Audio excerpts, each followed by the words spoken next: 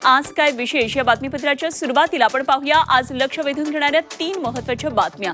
आणि यामध्ये पहिली मोठी बातमी आहे ती म्हणजे महायुतीतल्या मनपा निवडणुकीच्या रणनीती संदर्भातली। नगर परिषद नगरपंचायत निवडणुकीमध्ये आता महायुतीनं घवघवीत यश मिळवलेलं आहे आणि त्यामुळे आगामी महापालिका आणि जिल्हा परिषदांच्या निवडणुकीमध्ये महायुतीतील तिन्ही पक्षांची बार्गेनिंग पॉवर आता वाढण्याची शक्यता आहे आणि जिथे मोठं यश तिथे स्वबळावर लढण्याची घोषणा होण्याची शक्यता आहे।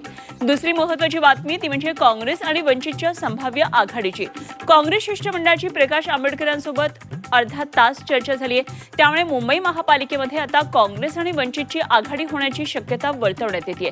इकडे ठाकरे बंधूंना वगळून काँग्रेस आता वंचित सोबत जाणार का याचा आढावा आपण या बातमीपत्रामध्ये जाणून घेऊया। आणि तिसरी लक्ष वेधून घेणारी मोठी बातमी ती म्हणजे पुण्यातल्या जमीन गैरव्यवहारासंदर्भातली। झी 24 तासनं उघडकीला आणलेल्या पुणे जमीन गैरव्यवहार प्रकरणात शीतल तेजवानी आणि निलंबित तहसीलदार सूर्यकांत येवले या दोघांच्याही अटकपूर्व जामीन अर्जावर आज सुनावणी होणार आहे। कोर्ट या दोघांच्या जामीन अर्जावर नेमका काय निर्णय देणार याकडे सगळ्यांचं लक्ष लागलेलं आहे।